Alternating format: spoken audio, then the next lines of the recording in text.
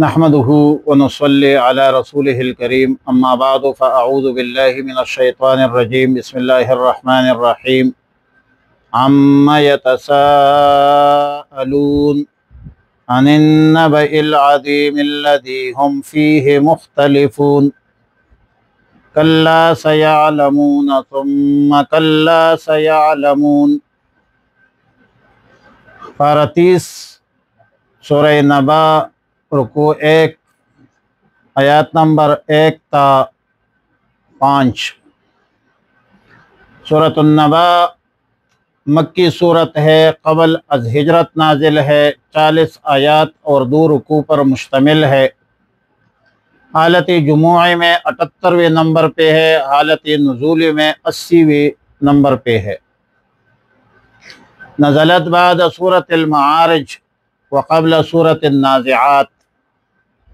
ما قبل سورۃ المرسلات کے ساتھ ربط اور مناسبت واضح ہے کہ سورہ مرسلات میں فرمایا لأی یوم اجلت لیوم الفصل، اور سورہ نبا میں فرمایا کہ ان یوم الفصل کان میقاتا۔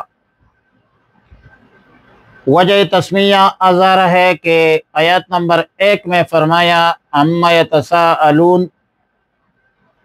اور آیت نمبر 2 میں فرمایا عن النبأ العظیم، تو آیت نمبر 2 کے مناسبت سے سورت کا نام سورہ نبا رکھا ہے۔ امام الاولیاء امام احمد علی لاہوری رحمہ اللہ الباری موضوع سورت بیان فرماتے ہیں کہ یوم المجازات کی تشریح کاشتکاروں کے اصول پر، اور پھر خلاصہ رکوع میں بیان فرماتے ہیں کہ جس طرح کھیتی مقصود بالذات ہوتی ہے، کاشتکاری کے آلات بالطبع مہیا کی جاتی ہے، اس طرح اس پورے نظام عالم میں فقط انسان مقصود ہے، بقیہ نظام اس کے تابع ہے۔ جس طرح کھیتی کے لیے ایک یوم الفصل ہوتا ہے جس میں اناج اور بوسا کو الگ الگ کیا جاتا ہے، اس طرح یہاں بھی ایک یوم الفصل ہونا چاہیے جس میں دونوں قسم کے انسانوں کو جدا جدا کیا جائے۔ عما یتساءلون، لفظ عما 2 حرفوں سے مرکب ہے، عن اور ما۔ حرف ما سے الف ساقط کر دیا گیا ہے، اور حرف عین جارہ ہے، نون ساقط ہے قانون یرملون کے تحت کہ نون ساکن اور تنوین کے بعد حروف یرملون میں سے کوئی حرف آ جائے تو وہاں پر ادغام ہوتا ہے۔ ما استفہام کے لیے ہے، اس کا معنی ہے کہ یہ لوگ کس چیز کے بارے میں پوچھتے ہیں، باہمی سوال و جواب کرتے ہیں۔ پھر آیات نمبر 2 میں اس کا جواب دیا کہ عن النبأ العظیم الذی هم فیہ مختلفون۔ لفظ نبا کا معنی خبر ہے، لیکن ہر خبر کو نبا نہیں کہا جاتا، بلکہ خبر عظیم یا عظیم الشان خبر کو نبا کہا جاتا ہے، اور مراد اس خبر سے روز قیامت ہے۔ آیات کا معنی یہ ہوگا کہ یہ لوگ، یہ اہل مکہ، یہ مشرکین، یہ منکرین بعث بعد الموت اس عظیم الشان خبر کے بارے میں قیامت کے حوالے سے بحث و مباحثہ کرتے ہیں، مکالمہ کرتے ہیں، آپس میں سوال و جواب کرتے ہیں، اور ان کا آپس میں پھر اختلاف بھی ہوتا ہے، اختلاف رائے بھی ہوتا ہے، کوئی اقرار کرتا ہے، کوئی انکار کرتا ہے۔ سیدنا عبداللہ ابن عباس رضی اللہ تعالی عنہما سے منقول ہے کہ جب قرآن کریم نازل ہونا شروع ہوا تو کفار مکہ اپنے مجالس محافل میں بیٹھ کر اس کے متعلق رائے زنی کرتے تھے، چمی گوئیاں کرتے تھے. اور ظاہر ہے کہ قرآن کریم میں بعث بعد الموت کا ذکر، قیامت کا ذکر انتہائی اہمیت کے ساتھ ذکر کیا جاتا ہے.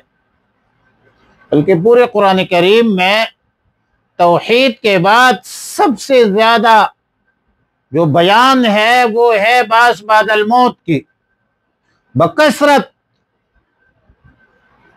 قیامت کا ذکر ہے. تو ان کفار مشرکین منکرین کے نزدیک تو وقوع قیامت جو ہے ان کے نزدیک محال متصور کیا جاتا ہے، ناممکن متصور کیا جاتا ہے. اور اسی لیے یہ وقوع قیامت کے حوالے سے بکثرت گفتگو کرتے تھے. کوئی تصدیق کرتا تھا، کوئی انکار کرتا تھا، کوئی کیفیت میں انکار کرتا تھا، کوئی تصدیق، کوئی کیا. لہذا سورت کے ابتداء میں ان کفار کے احوال کا ذکر کیا گیا. وقوع قیامت کے حوالے سے مشرکین کے اشکالات اور استبعاد کا جواب دیا گیا. اگرچہ بعض اہل علم مفسرین کا خیال یہ ہے کہ وقوع قیامت کے حوالے سے مشرکین بدبختوں کا یہ سوال استہزاء اور تمسخر پر مبنی تھا. واللہ اعلم بالصواب. وعلی کل حال قرآن کریم نے جواب میں ایک ہی جملہ تاکیداً 2 مرتبہ ذکر کیا. کلا سیعلمون ثم کلا سیعلمون.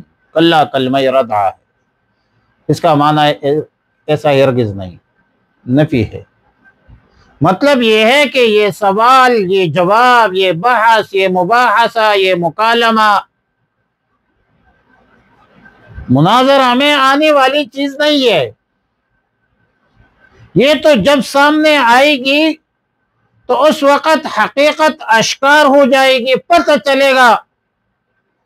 قیامت، کوئی قیامت، بعث بعد الموت تو ایسی حقیقی چیز ہے جس میں سوال کا، انکار کا سوال ہی پیدا نہیں ہوتا. یہاں پر تو اس حوالے سے، قیامت کے حوالے سے سوال کی گنجائش ہی نہیں ہے. جب مرنے کے بعد عالم آخرت کے چیزوں کا انکشاف ہو جائے، وہاں کے ہولناک مناظر کا آنکھوں سے مشاہدہ کیا جائے، تو اس وقت حقیقت واضح ہو جائے گی. فسوف تری اذا انکشف الغبار افرس تحت رجلک ام حمار. لہذا قیامت اور وقوع قیامت یہ حق ہے، یہ سچ ہے. ہم سب نے مرنا ہے، دوبارہ زندہ ہونا ہے، اللہ کے بارگاہ میں ہم سب نے پیش ہونا ہے. اعمال صالحہ کی جزا ملے گی، اعمال سیئہ کی سزا ملے گی، ضرور ملے گی. ایک میزان عدل قائم ہوگی، دکھایا جائے گا. فَمَن يَعْمَلْ مِثْقَالَ ذَرَّةٍ خَيْرًا يَرَهُ وَمَن يَعْمَلْ مِثْقَالَ ذَرَّةٍ شَرًّا يَرَهُ. خیر کا عمل کیا ہے وہ بھی دکھایا جائے گا، کوئی شر کا عمل کیا ہے وہ بھی آپ کو دکھایا جائے گا. شہادتیں ہوگی، زبان جو ہے اس کو تالا لگ جائے گا. اليوم نختم على افواههم وتكلمنا ايديهم وتشهد ارجلهم بما كانوا يكسبون. آپ کے ہاتھ پاؤں گواہی دیں گے کہ تم نے یہ کام کیا ہے. کرامن کاتبین لکھ رہے ہیں آپ کے اعمال. عما یتساءلون، کس چیز کے بارے میں، یتساءلون وہ آپس میں سوال کرتے ہیں، عن النبأ العظیم اس بڑی خبر کے متعلق، الذی ہم فیہ مختلفون جس میں وہ اختلاف کر رہے ہیں. کلا ہرگز ایسا نہیں، سیعلمون ان قریب وہ جان لیں گے. کلا سیعلمون ہرگز نہیں، عن قریب ان کو معلوم ہو جائے گا، جان لیں گے، ثم پھر، کلا ہرگز ایسا نہیں، سیعلمون عن قریب جان لیں گے، بہت جلد معلوم ہو جائیں گے، معلوم ہو جائے گا۔ اللہم ربنا تقبل منا انک انت السمیع العلیم وتب علینا یا مولانا انک انت التواب الرحیم۔ اللہم احسن عاقبتنا فی الامور کلها واجرنا من خزي الدنیا وعذاب الآخرہ۔ اللہم وفقنا لما تحب وترضى، وصلی اللہ علی النبی الأمی الکریم وعلی آلہ واصحابہ اجمعین۔